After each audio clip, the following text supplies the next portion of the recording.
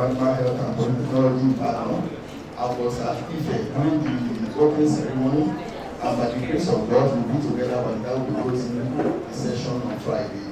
I want to say it's a unique opportunity that we have all had to go through this course, and as the name implies, train the trainer is train the trainer, tailor-made training and train the trainer.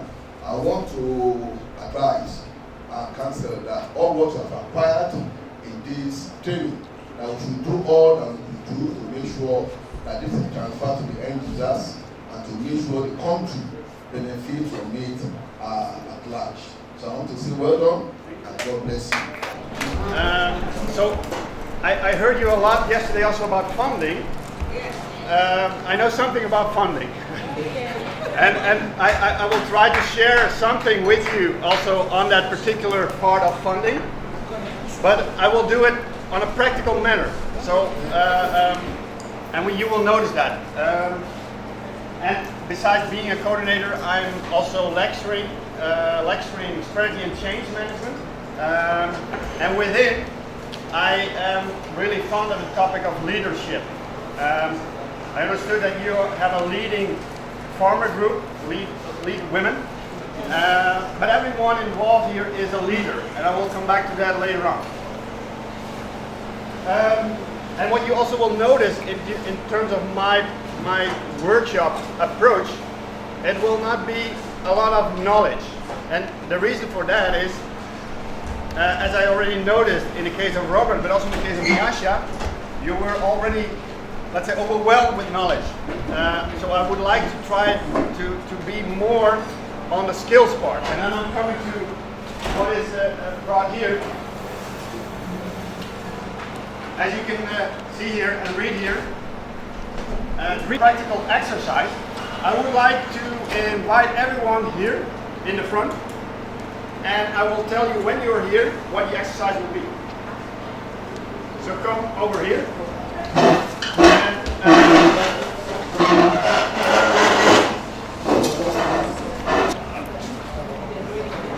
We already have to come across this border as well. So the line should be closed. Okay. To the front. Yeah, and that one there. And then I will not be the leader. That is something I will mention for now. And so it's up to you who leads, but again, as a group outside, and keep the string closed. Great solution. So I think it was very good. Thank you. We will go inside again. Yeah. So for us, we think that one of the best ways to address that, especially from the perspective of the strictness of the system, is to speak with the farmers whose milk are rejected. When you speak with them, they will be able to understand why the procedures are in place, why the quality control measures are in place to have good quality milk. And global warming is really becoming a serious issue, and agriculture has a main role to play in that. So that is the whole discussion on carbon dioxide and carbon footprint. It is focusing only on global warming and the effects of that. When it comes to nitrogen, there is another issue. The effects of nitrogen are not related to global warming, but they are related to the effects of biodiversity, the loss of biodiversity. And when they have good forage management for dry season and wet season together, and provided all those things are in place. So they will then develop and end up in the commercial sector.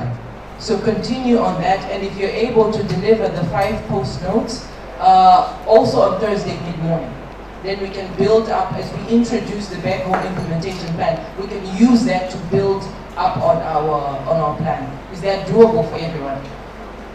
Do we have questions before we close for the day?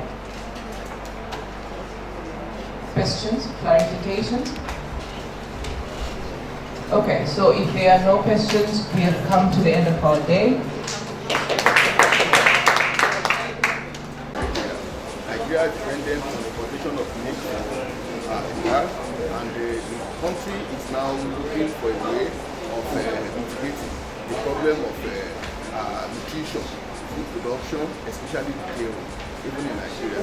And that is why this training is organized and is sponsored by NUFFIC from the Netherlands and Tailor-Made training. The people that were trained are expected to extend the knowledge to students, farmers, and everyone that has to do with dairy science. A lot of thanks to our facilitators from VHL and Jacob from the Netherlands, the good capacity of our experts. Like I mentioned, I'm an alumnus of Larenstein University, and there are 3 implementing universities, including my university. This program was organized to strengthen capacity for institutional staff and lead women in dairy value chain in southwestern Nigeria. As part of this training, we want to improve the capacity of our institutional staff and lead women along the dairy value chain. In Nigeria, this has been an issue for over the year because we have low productivity in our dairy industry, and there are a lot of activities and strategies that has to be improved along the dairy value chain in order to have self-sufficiency in milk production or local use. Alright, so yesterday it was the day of quality, where we were training the participants on quality control systems that they can apply within the Nigerian dairy chain. You would find that in comparing the Netherlands and Nigeria, their dairy chains are very different and the quality aspects are very different as well. So we trained the participants on quality control practices on the farm, how to practice good hygiene practices and also good dairy management practices to ensure that they have clean milk, but also that they are able to be quality conscious. One key topic was mindset and awareness of quality processes within the dairy chain and how practices done by the farmer have an impact on quality of the milk that is also going to the processor. We also taught them about quality tests that the farmers can do on the farm before the milk leaves the farm. Awareness was raised mostly about the use of antibiotics, and antibiotic residues a concern in the milk, not only for processing but also for public health. The aim of this training is to train the lead farmers, and also the institutional lecturers to learn more about the dairy chain and to improve the dairy chain over here, and to make a project plan to make that happen. And we enjoy this training very much, and we hopefully will have a good plan at the end of this week to be executed in the coming half a year. I'm expecting them that they have a clearer view on what the dairy chain is and how to improve it, what their own role in that particular change might be, and also that they are able to understand their own adding value in that whole process, and eventually to make a good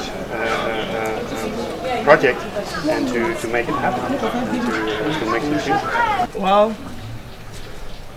describing this training, I would say that I might be missing words, but basically I would say that this training has broadened our horizon on the dairy value chain in Nigeria. In fact, it's an eye-opener. It has given us a very great opportunity towards the dairy production. In Nigeria, we have a very low production of the milk product, but with this training, we as the student staff, we can train our students, we can even train the farmers so that we have more milk in Nigeria.